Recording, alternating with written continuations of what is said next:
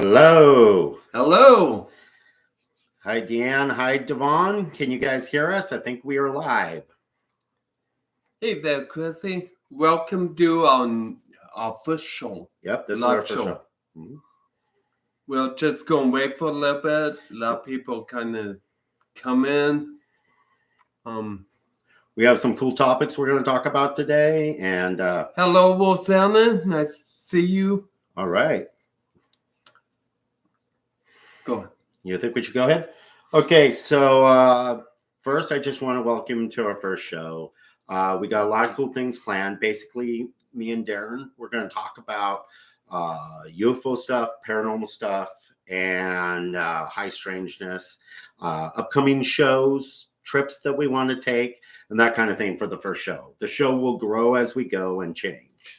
And don't be afraid to let us know if you want to hear about something, if you're interested in something you want us to research more and bring back to you. Just let us know.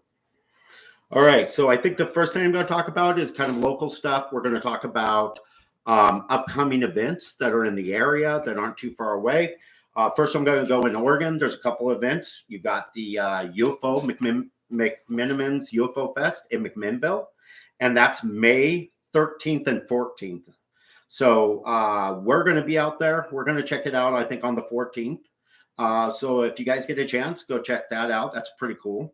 Okay, now there was going to be a Bigfoot at the beach in Lincoln City, and that was supposed to have happened in June, but that they canceled that. So they're moving it to next year, it sounds like. So I'm not really sure why they canceled it. They didn't really say, but I just noticed that was canceled. Now, there is another Bigfoot festival, and that's in Canby, and that's July 30th. And actually, Jason Hawes from TAPS and from Ghost Hunters, as you would know it, he's going to be there. So that's just one day, though, July 30th. So that's in Canby.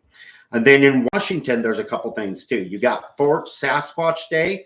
That's May 28th and 29th. That's in Forks, Washington.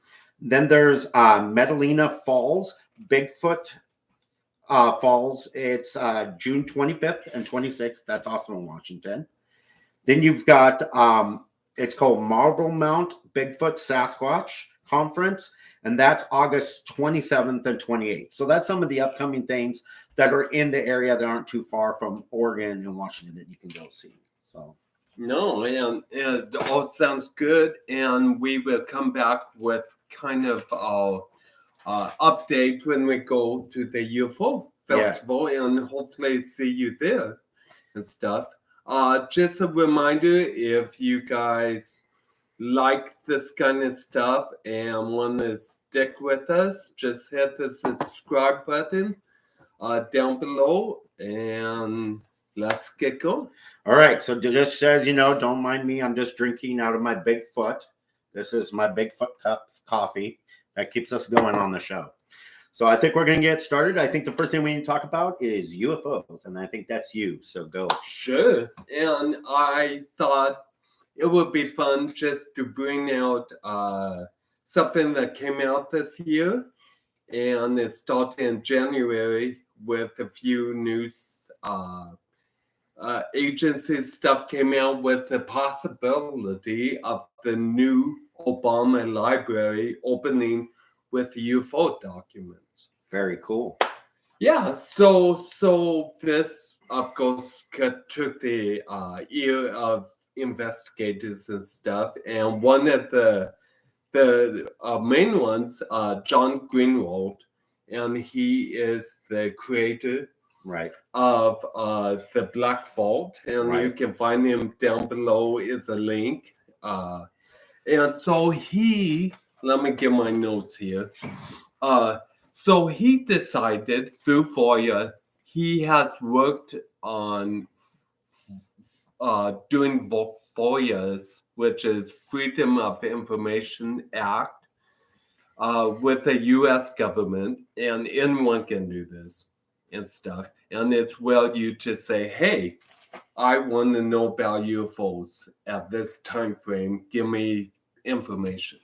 So he wrote a letter saying he wants to know everything on UFOs, UAPs, which is now the new term for UFOs. Yeah. ATIP, which is we can dive into if you guys would like, and ASAP, which we can also dive into if you would like. So anyway, long story short, he wrote a letter and he received one in, when was it? In March. Mm-hmm. And basically the letter was saying that we looked into your request and that we have 3,440 pages with to deal with UFOs, ATIP, those categories, and 26,271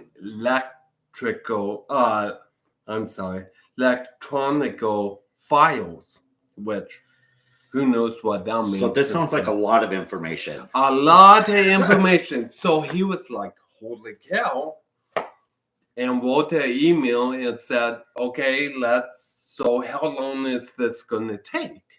And they came back and said, well, you'll piggyback on other requests looking into the same thing. Because he's not the only one requesting these documents, right? He's not the only one. There's a lot of different investigators that use this FOIA request to find out information. And so they said he's number 64 in the queue. Which is pretty darn good, because there's a lot of people out there. Which is probably pretty good, but then they say this will take like 12 years for them to get any information out to him. Holy mackerel. So to go through all the files and stuff like that. So he won't get a little at a time. It will take all 12 years to get any of it?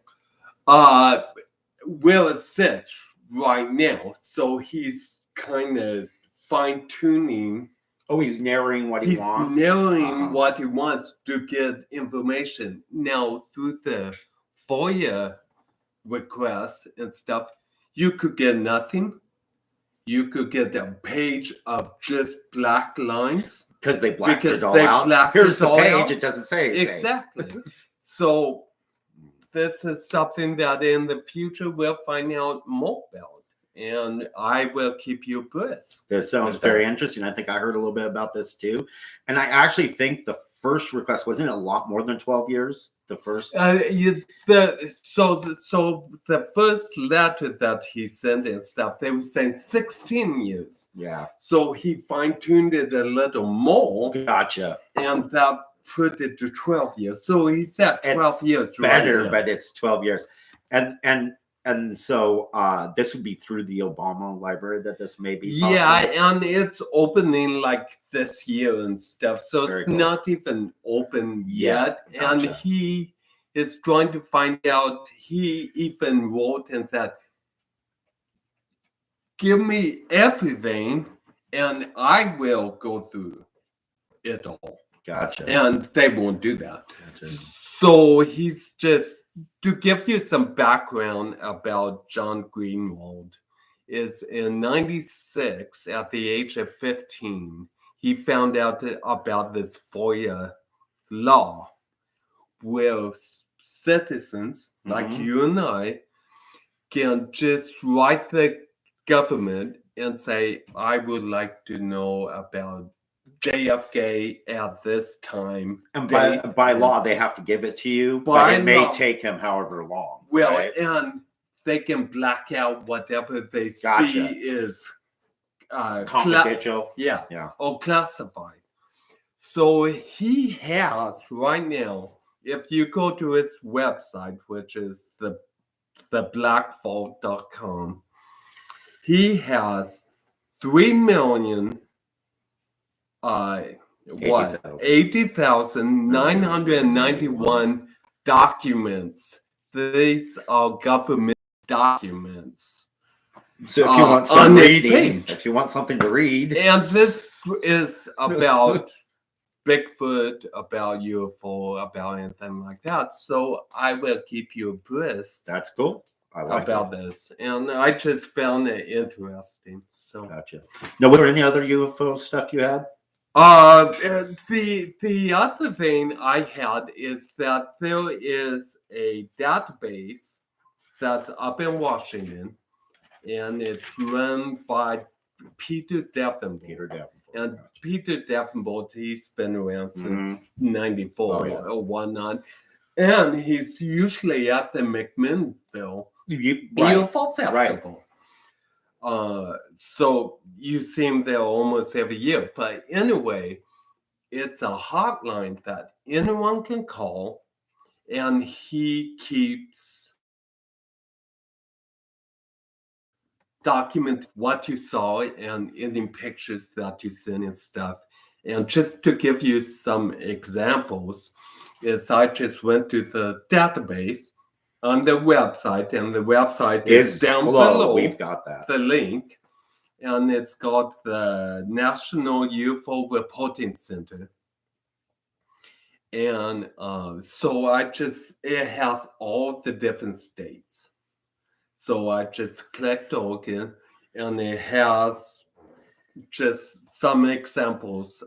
February 1st of this year, this lady was just walking her dog, and she saw she saw a light that separated into two lights and stuff. And so you can click on it, and they'll show you the picture and whatnot. And there was another one in January 9th of this year, and it was they say it was a cigar shape. I've looked at the picture. It's not quite cigar shape. It's more of a streak in the sky, right? That's what it looks like to me. But it was there for 20 minutes.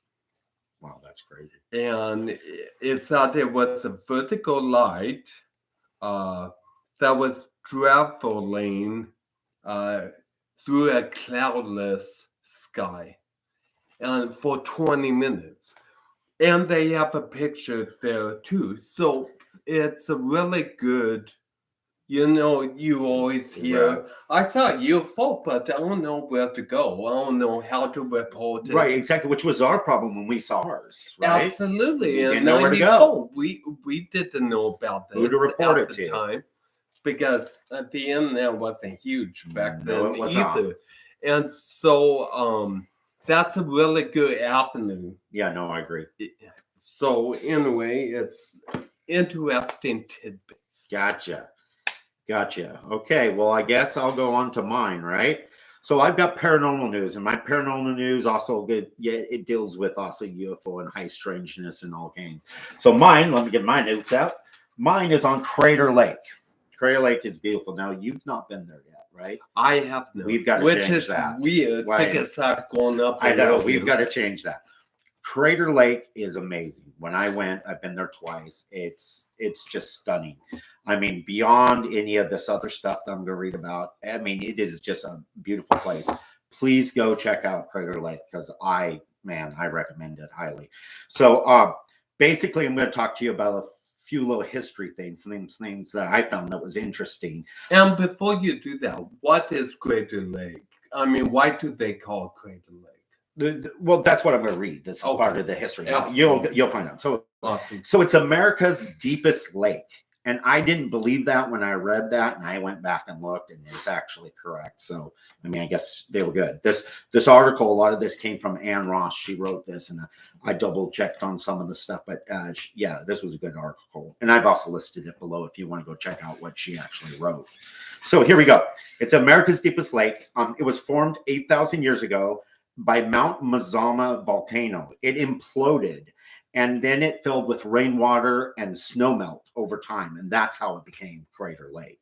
That's amazing. And that's why, obviously it's a huge crater. Yeah. That's what I got the name. But the lake is at an elevation of 8,000 feet.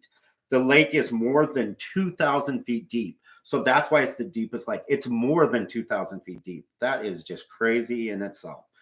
It also has a couple interesting features in it. the lake, it's got 2 islands in it. One's called Wizard Island, and the other one's called Ship Island. I wonder why it's called Wizard. Yeah, well, I'll tell you. So Ship Island, when the sun sets, it casts a shadow onto the water that looks like a ship sailing. Interesting. Like a ship. Now, Wizard Island always has smoke raising from it, but there's no fire on it.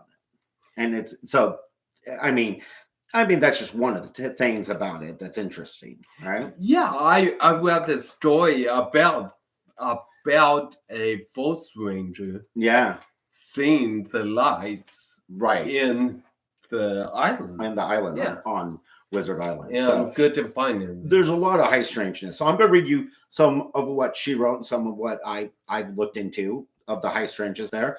But first, we need to go back of where the first report started. And it started with the indigenous people that lived there. There were 3 different tribes that believed that it was a place to avoid. They believed that powerful, dangerous beings inhabited the lake. They also believed that it was a portal between the below world and the above world. And that if you looked into the water, you would end up becoming hypnotized. And it would cause you to fall into the lake and to your death. Interesting. And so it's interesting that 3 different indigenous people believed in this, that that's what they think. So obviously they were having high strangeness things happen as well.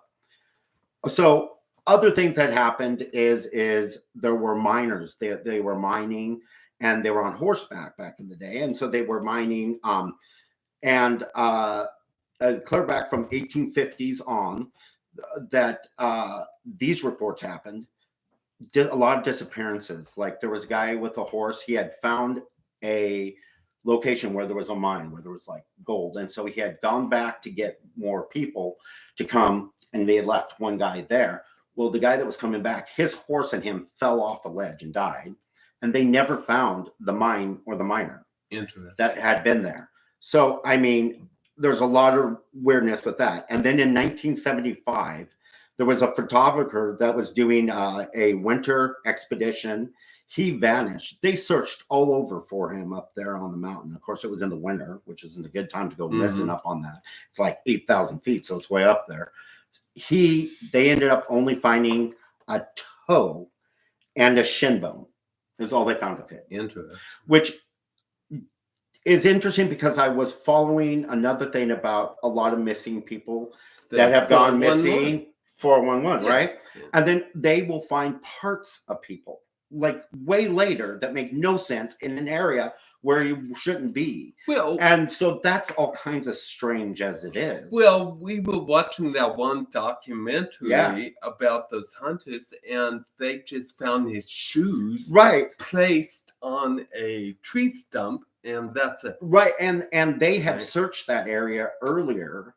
That had been searched and there was nothing there. So that was weird. But anyhow, so this missing thing and finding pieces of it is something that goes on with a lot of missing people, but it is weird. It apparently is going on up at Crater Lake. The other thing is that I found out interesting is it's not just the lake and it's not just that mountain. In the air above it has also had issues. So in 1944, 2 Grumman torpedo planes were flying over the lake. And one of the pilots, when they were flying over the lake, looked over to see the other pilot. He wasn't there. Didn't know where he was. They ended up finding out that plane crashed into the lake. Interesting. It was a clear day. There was no reason for it to have crashed. Did they find the plane? Well, the plane's down there, but I think it's still there. It's 2,000 feet. This was 1944. Yeah. So anyhow, I found that was kind of weird because that's like your whole Bermuda Triangle kind of thing where things are happening not only just on the ground, but in the air as Alaska Triangle. Alaska Triangle too, right? Yeah. So the other thing that's weird is it's not just that. There's also cryptid things. People have seen, paranormal beings, but they've also seen like Bigfoot. And they said that when it gets annoyed at you, it throws pine cones at you, which is, I think, is a very funny thing. So if you get pine cones thrown at you up a Crater Lake, maybe Bigfoot. Well, I don't know. Pine cones might be better than rocks. I would prefer the pine cones over the rocks. I do say that. So Crater Lake is really cool. And I enjoyed when I went there. And I really wasn't looking for paranormal when I went up there. I was just looking at it as a beautiful site to visit. And that is great.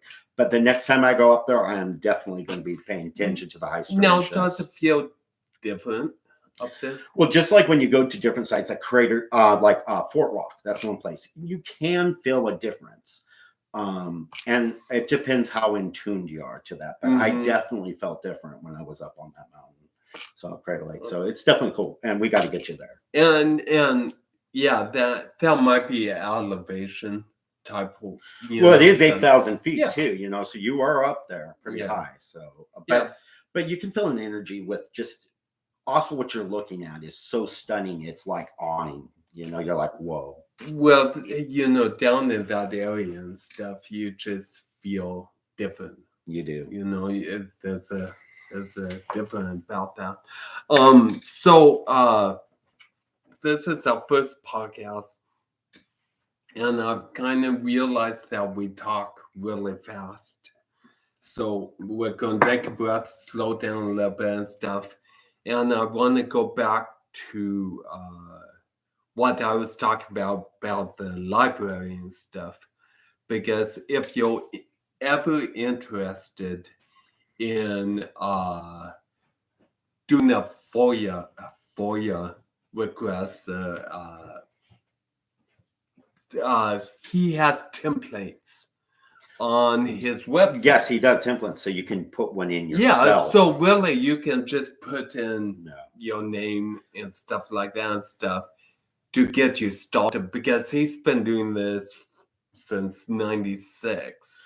And so, right, and I know he was talking about that somebody beat him to the punch on getting it. He requested a friend of somebody that he deals with all the time. It was Martin Willis. Was Martin Willis, who is a show we listen to. And he's a UFO investigator that's been around since forever, and he's from California. Yeah, he knew J. Allen Hynek even during the Bloodbook days. Exactly. So he's been around forever.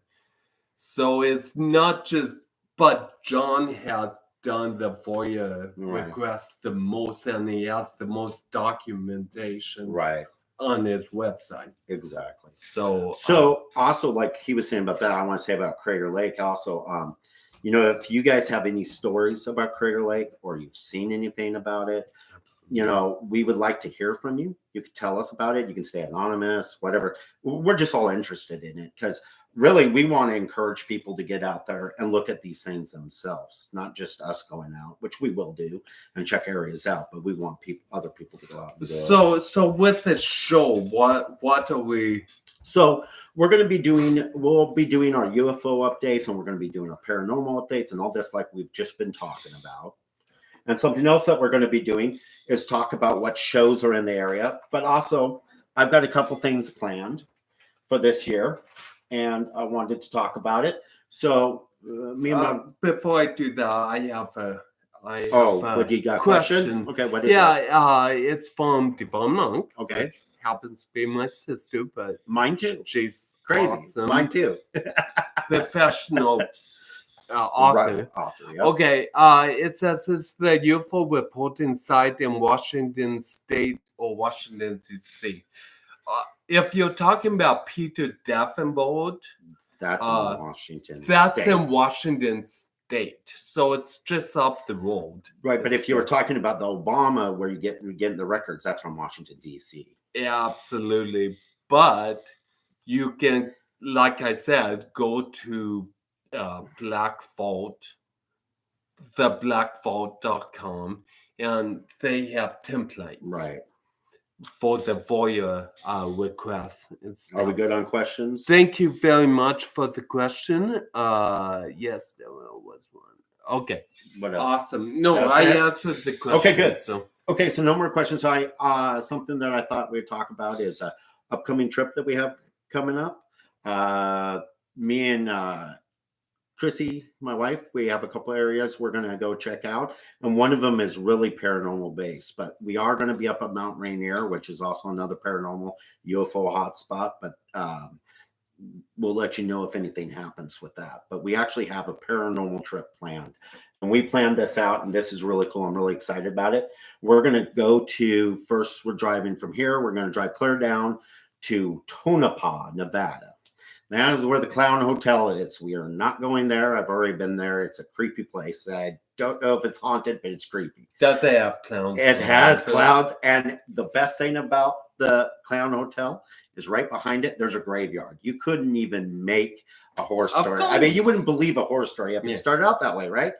It's real. So I don't know what's up with sure that. they have it. Right. Clown. But we're going to stay in the Mizpah, which is actually one of the most haunted hotels in the United States. It's called the Mizpah.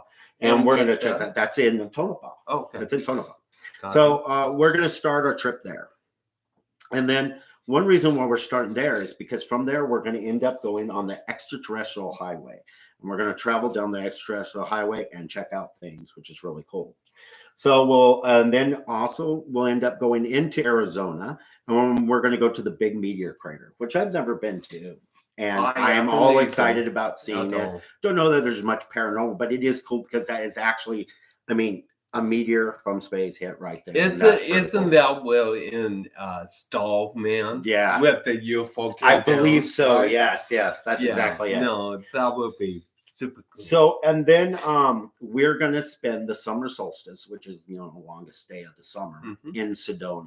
And we'll be watching the sky and stuff. So we're really excited about that. Which is a magical place. Right. And then we also have, in case you've seen the Ancient Aliens, they went to a place called Rock Art Ranch. And we have an appointment to go there too. They'll take us out and we'll see the petroglyphs on all the rocks that were drawn on there. Cool. And they take you out and they drop you off and you go down in the ravine and we'll take footage of it. But it's really cool because a lot of these petroglyphs look like outer worldly. Like some of them look like, beings in spacesuits and things that you just can't explain. That why would they be drawing that? It doesn't look like anything they'd be just looking at. So it's interesting. And so definitely going to be doing that. But then we're not done because after that, we're going to come back up to where we've been once before, but didn't really get a look into a lot of the paranormal, Virginia City. And that's an old Western mining town. And it's got lots of paranormal stuff around it, as you could imagine an old West mining town would. So we're excited about that. So Devon in the chat says, stay in the Clown Hotel. So can you get Chrissy to do that? I'm going to say that's a no-go for Chrissy. I'm going to say that would not happen. I may not come back if I try to make her stay at the Clown Hotel. So we might have to go back. Yeah, so maybe me and you can stay in the Clown Hotel. I don't think she's going to. Absolutely. No, that sounds amazing, and unfortunately, I can't make any of these. No, but one thing that I wanted to say is me and Darin are going to... Excuse me, guys. I'm sorry. I've been sick this week, so just do. No. And anyhow, one thing that I do want to say is me and Darin are going to try to put some trips together. And we are going to try, I'm going to try to get him to Crater Lake, as I just talked about, because I think that's very important to us to go. We're also going to try to go to the Oregon Vortex, and because he's not been there either. So I got to get him there. And then also where I've not been and he's not been, and it's super haunted. Of course, there's lots of reports around it. We're going to have to go check it out, is the Wolf Creek Inn, which is right here in Oregon too. So these are ones that we'll probably be coming up with, and we'll share the footage, we'll share the trips, we'll let you know before it happens and when it's going to happen and all that stuff. So I'm pretty excited about that. So one of the things that I think would be fun, and you guys can contact us through our page. Exactly. Under the Oaken Moon, or just through the live chat when we do live chats, is, well, you guys have been experiences that you guys have had, and you guys can leave your name out, right? And we'll just tell the story and stuff. Well, and you guys may have been someplace that I've not heard of. I mean, absolutely. I do investigate a lot, but I'm always learning a new place because I'm like, what? This is in Oregon? How did I not know about this? I've lived here.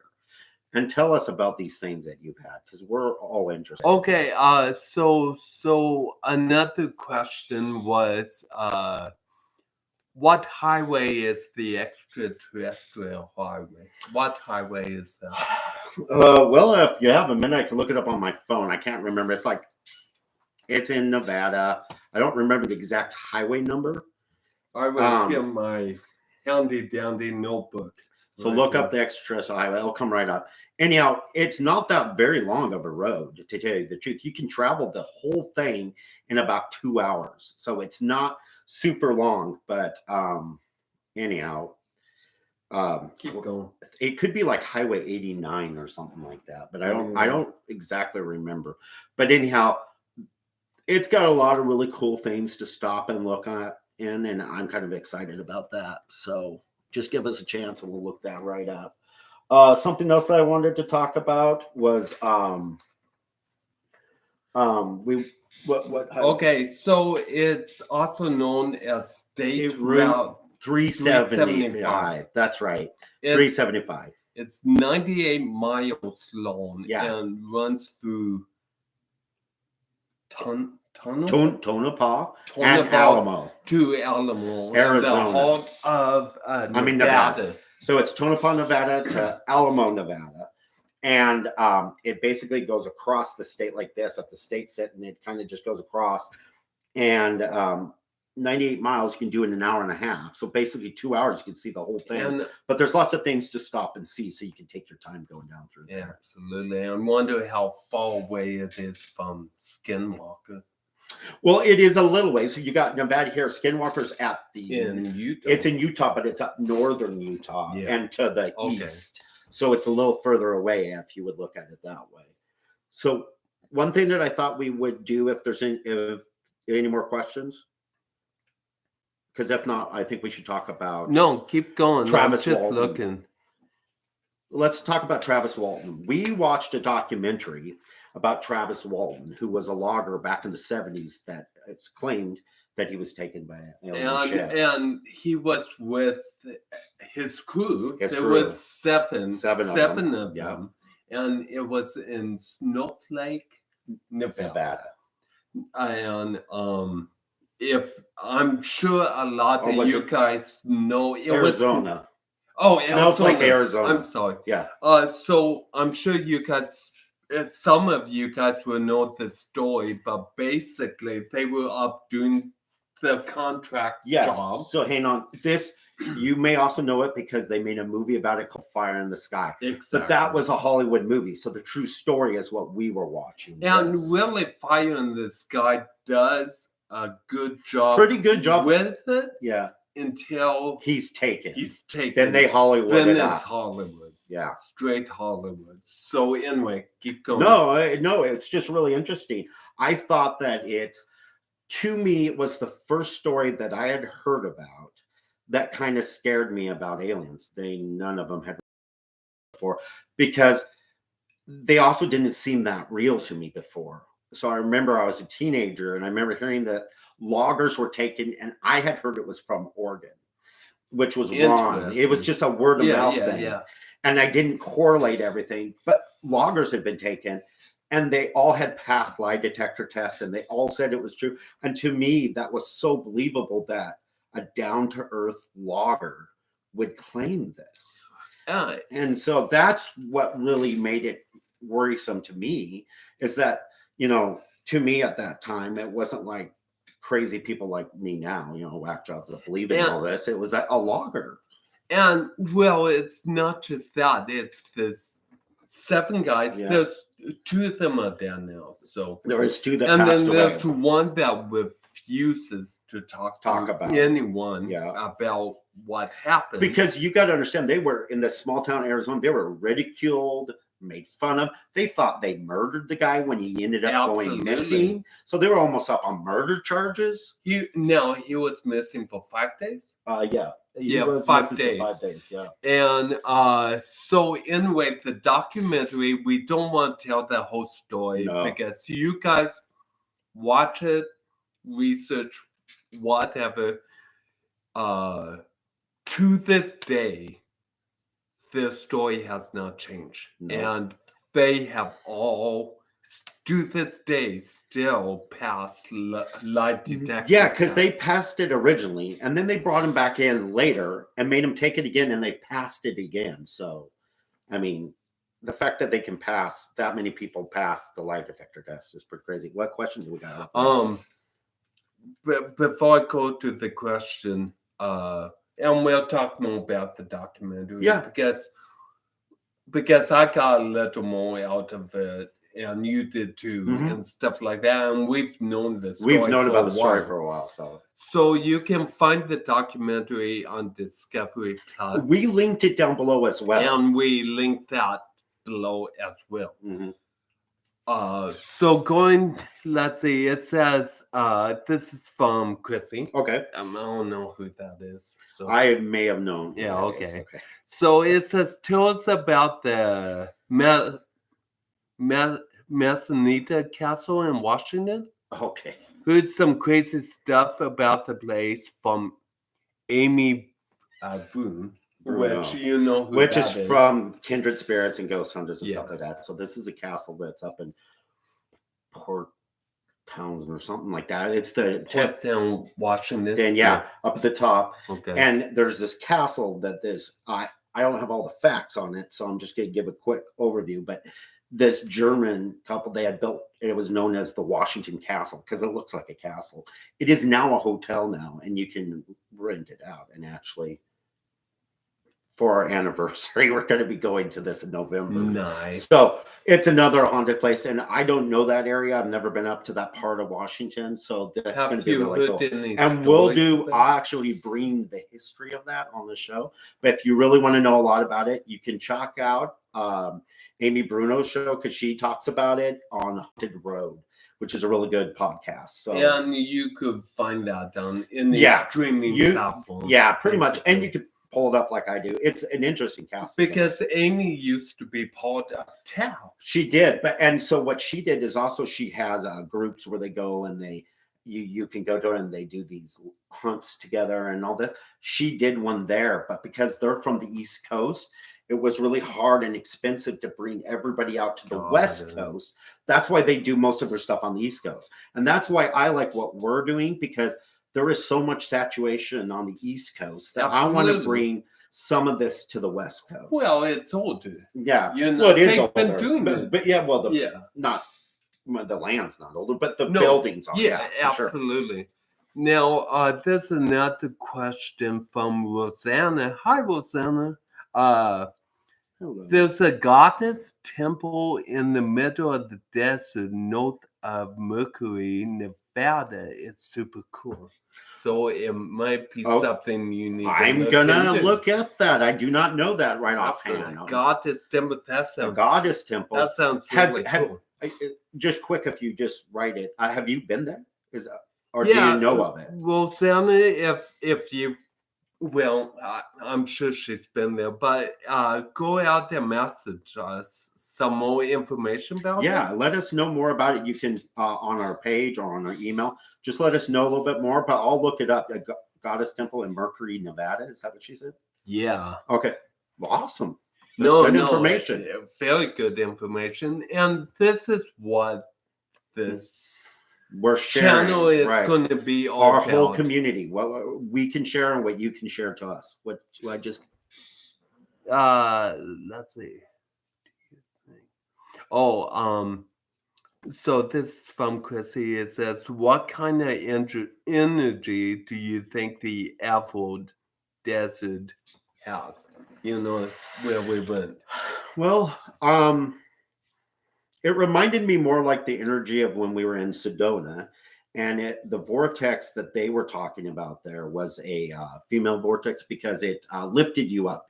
You felt good. You felt energetic. Where like the Oregon vortex is more of a male vortex and it's more draining. It pulls you. You feel like a heavy weight on you.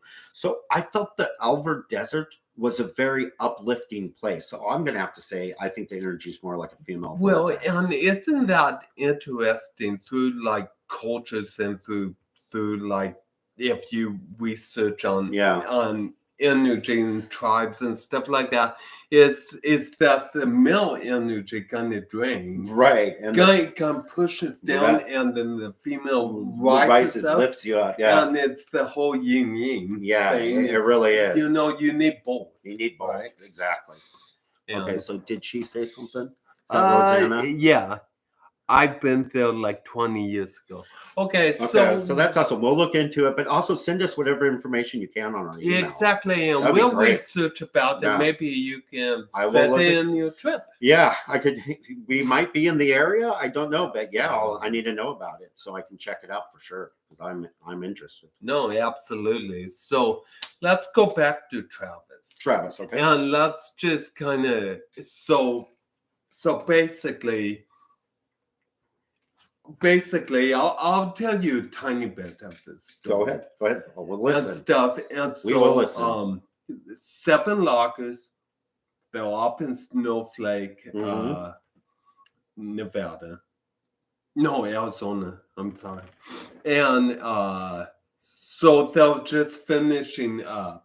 Right. And so they're driving home, and it's getting dusk. Yeah. And they see a light in the trees. Right. And so they're like, what is that? Thinking it's like a fire, whatnot. And so they round a bend, and right there is a huge ship. Right. It's a huge UFO. And so Travis decides to get out there. Just want to check something with you. I felt like he was called by it. He was the only one that got out. He's the only one that approached it. The other one stayed in the truck. Why would you get out? And that's very interesting you say that and stuff, because he has his own views 40 years or whatever later on why things happen the way it did.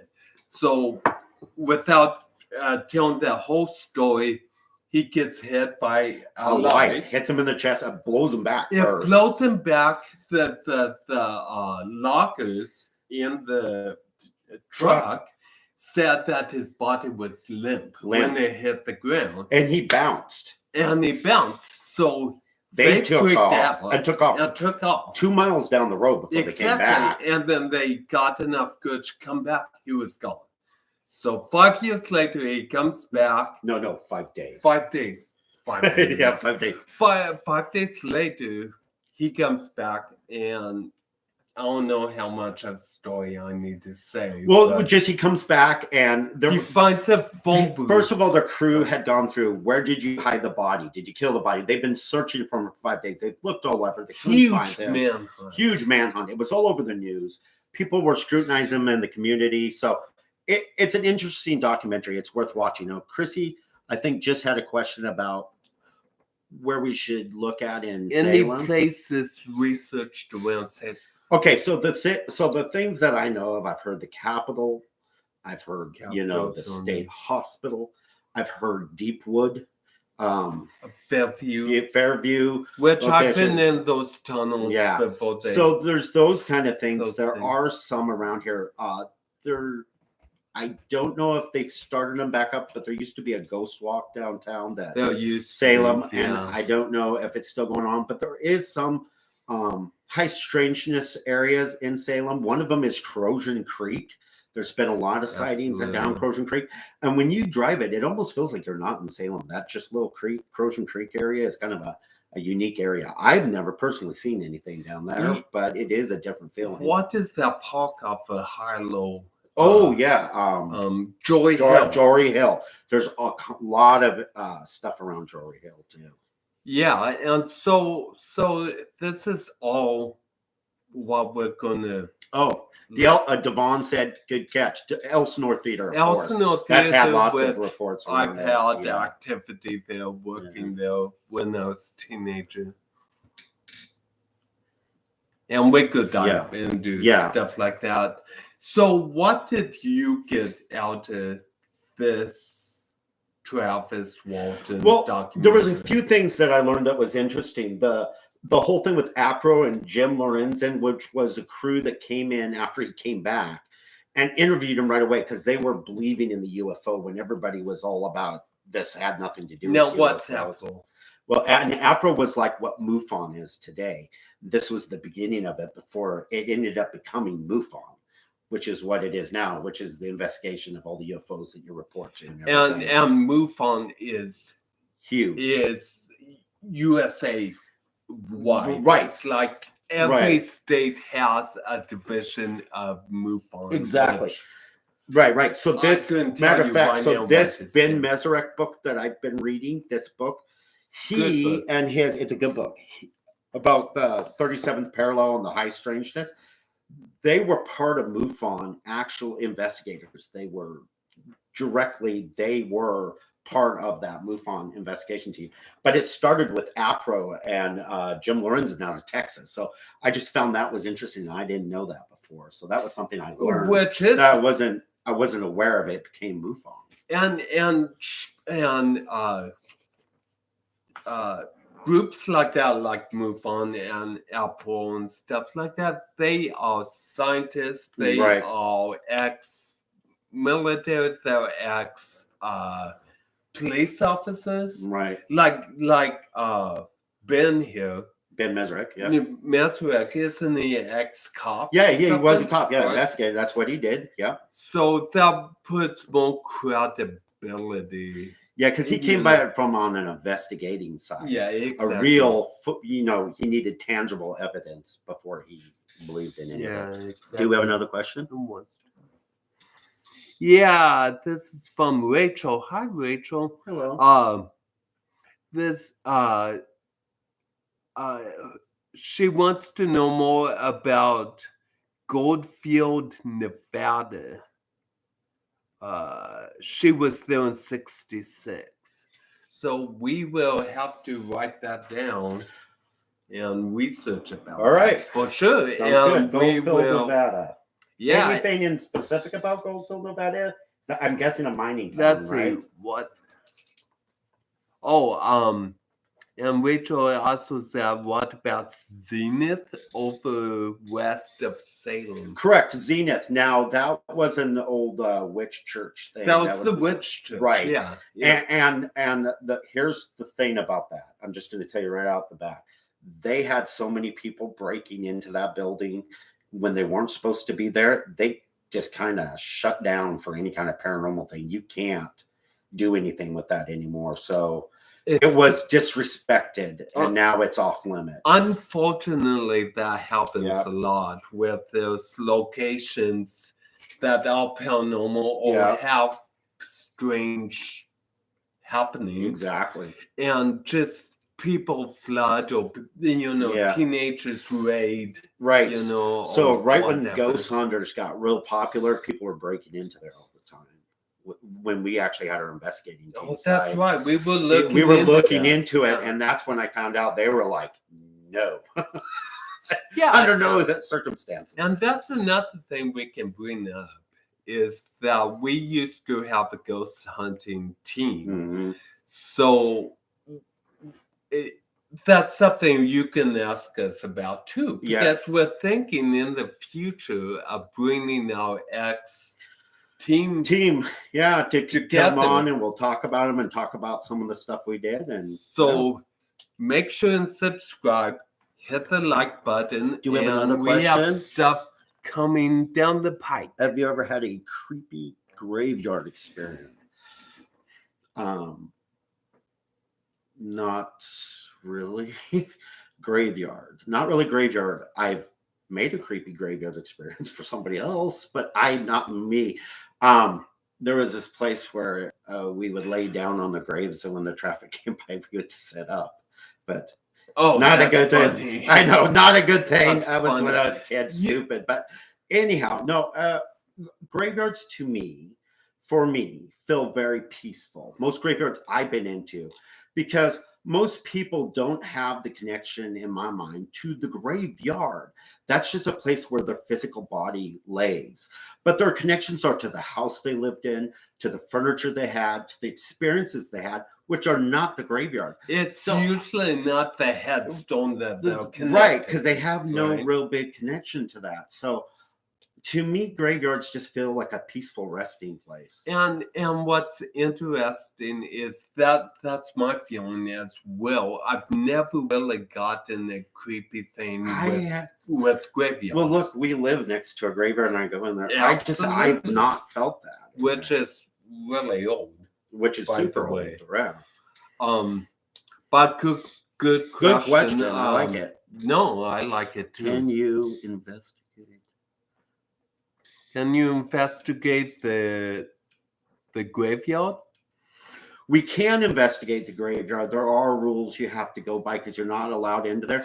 There's another place where people have disrespected. They go in there, they tip over stones, they dig up people's grave, all kinds of bad stuff. So you got to really get special permission to go into those places. Okay. So,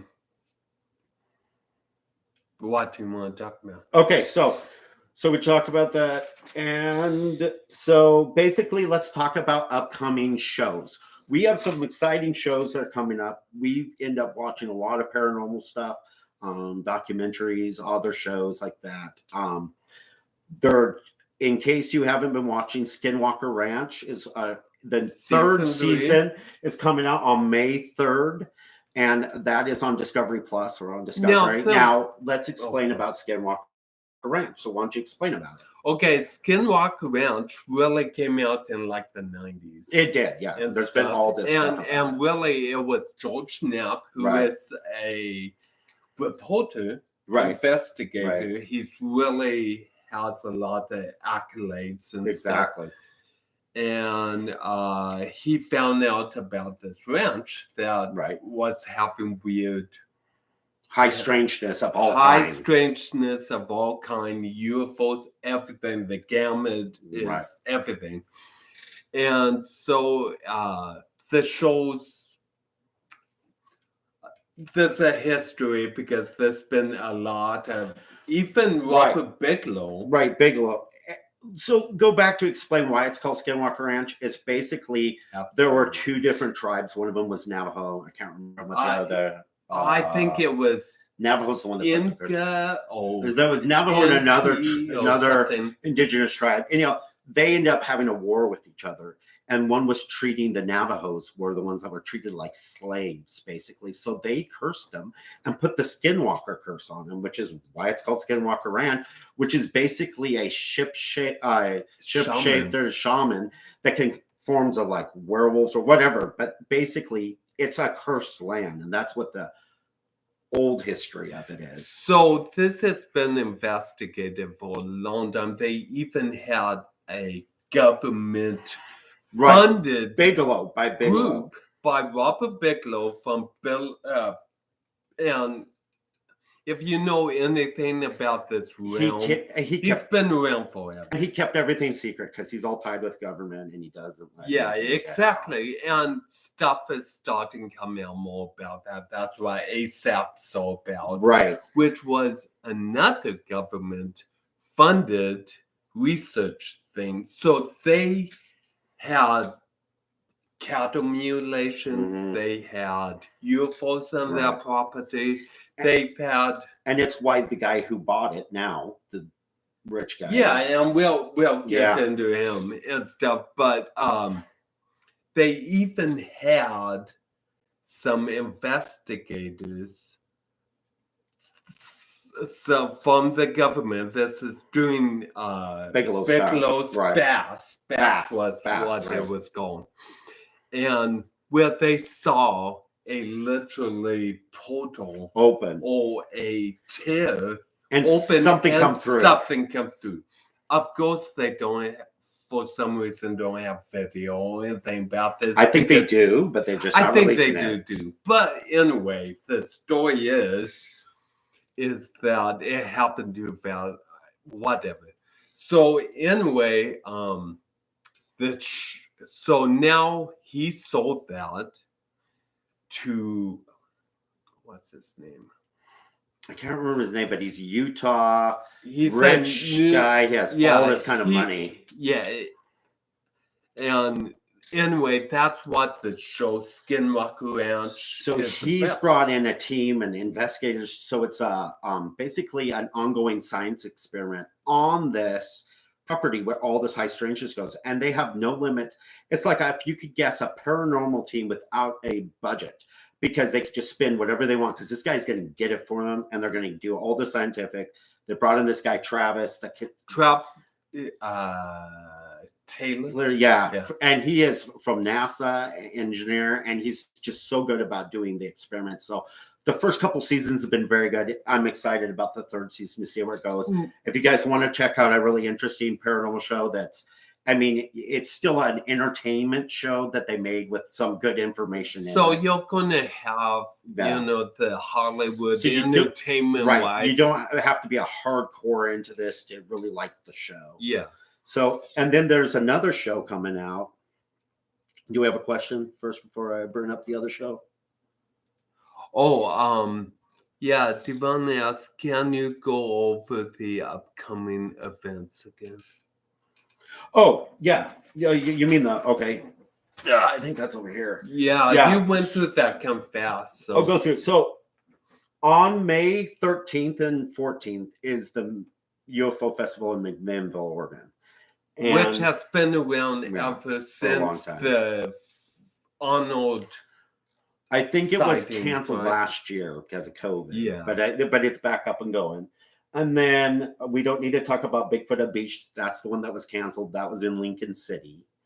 And then there's Oregon Bigfoot Festival in Canby on July 30th. It's just one day. And that's the one with Jason Hawes. That might be kind of interesting. Yeah. I mean, I don't know. I know. I might go check that out. I'm not really sure. And then Washington.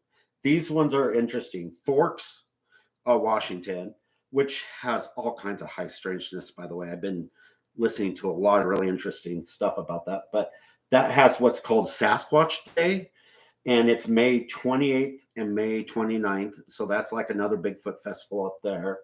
And then there's Medellina Falls. Not really sure where that is. I'll have to look at that. But that's also up in Washington. And that's another Bigfoot festival. And that's June 20th and June 26th. And then the last one is Marble Mount. It's called Bigfoot and Sasquatch Conference. And that's August 27th and August 28th. And so Marble Mount. So it's MARBLEMOUNT. I never heard of Marble Mount before I heard this. So it's another probably small town up there that has this Bigfoot. So I think Devon, what we'll do is once we're done here, we'll post those. We will post this list with the times. Yeah. I mean, with the dates. Yeah. And so everyone can have this information. Right. And the good news is that this show, even after it's live, will be posted on our page. So you can go back and watch if you're not sure about something. Or you could even email us and we will let you know. And this is why you subscribe to the page to find out this kind of information. Exactly. Correct? Okay, right. So we have the last show to talk about, right? Are we good on questions? Yeah, we're good. Okay, so the last show to talk about is really exciting. I'm pumped up about it. Tear in the Sky. Oh my God! I can't even tell you. This is going to be a phenomenal documentary. Probably the best. If you check out one show that's coming up, I would say this would be the show to check out. Okay, so give you a little bit of background. Is you remember in 2017 when the videos came out that the gimbal, right? The Go Fast. Right.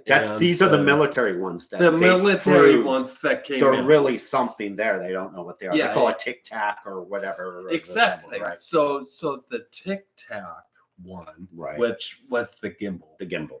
Yep. Okay. That happened off California by the Catalina Island. Right. Around that area and stuff. Okay, so Kevin Day, who was the radar specialist on the let's see, what Roosevelt? I think so. I think you're right. Okay, one of those battle group ships. Anyway, which he lives in Oregon, by the way, which is interesting. I know. But that's cool. Shout out Northwest, baby. After this, got with a bunch of other scientists and physicists and made a group called UAPX. UAPX. And so this documentary is about them going down scientifically. This is scientifically. This is all with the top of the line. All your cameras, all your instruments. Around this area. Mm-hmm. And what? I'm not sure how long they were down there because I've only heard some about You're this. right. I don't know what the actual time, how long they've been there. And so this is the documentary about the findings. Now, I did just listen to a podcast from the director of right this documentary, and she said that this is the data right now. This is the information that they have right now. They have terabytes. They have to go through so much information they much. Have to go through. And basically, it's really cool. So I'd say go check out, which we didn't put below, but we can link it up, Tear in the Sky. Check out the documentary preview for it. It's all over. You can go to YouTube and find it on YouTube. But what I'll do is I'll try to find it and I'll post it to our page. This is going to be on streaming platforms May 1st? No, May 3rd. May 3rd. It's the same day as Skinwalker Ranch Season 3. Yeah, exactly. Both May 3rd. So, and we would talk about it on our next show. We're going to talk all about this Tear in the Sky on our next show. And so leading into probably closing out our show here for this time is we'll answer any final questions. But basically, the middle to end of each month, we'll try to have a show. So we're going to have a show once a month. It'll always be on Sundays. It'll be at 1 p.m. for right now. And we'll let you know within the next week when the next show's on. We'll make sure that all that information's out there. No, absolutely. And this is just like our page, our Facebook page. Information dump. It is information dump because there is so much going on. We haven't even dealt with space and what's going on there. And also the hard part is we've gotten pretty good about looking at stuff and saying, okay, that's not real. Yeah, exactly. You know, because there's a lot of people out there that are just messing with things. Yeah. So we weed through it. And so the stuff you'll find on our page is stuff that we believe are real as far as we can tell, and good information to get out there to look into. And also, one of the reasons why we decided, because we've always been interested in this stuff, is why we decided to start this page. Is that the science and paranormal are starting to merge. It started with the paranormal world first, and then all of a sudden, the UFO and the cryptid all started tying together. And that's why it's really an exciting time to start seeing a lot of this stuff that people have been saying are true, scientifically proven. Because we have been behind the scenes researching about this stuff, about UFOs, about Bigfoot, about everything for what? 30 at least. I mean, I started getting interested in it in high school, so I read about the Philadelphia experiment when I was 11. I remember that, right? And that is a scary story. I remember all about that. That's a whole different story. Yeah. So we've always been interested in this, and so do we have questions? Just double checking. Okay. No, I think we're good. So this is it. Yes, we talk a little fast, and we're going to slow things down. We are. We get really excited about this because this is how me and him talk back and forth. Absolutely. We talk about movies this way. I know. And so we'll try to talk slower if we did talk a little fast. But we definitely want to get as much information in the time period we have. And the other reason for this channel is to show you guys and to show you guys avenues for you guys to research. That's why I brought up the Obama Library and the FOIA process, because anyone can do Right. this. Anybody interested in this, like I said, we're all eyes out there. The more there are, the better. The more there are looking up into the sky, the more there are paying attention when you're out camping at high strangeness things, all those, and us sharing it back and forth. I mean, that's how you make connections, and it's and that's what it is about this community connections. Now, there is another documentary that's coming out. I think it's you the same time. You were just telling me about that. Yeah. It's called Phenomenology. Phenomenology. And it's a UK.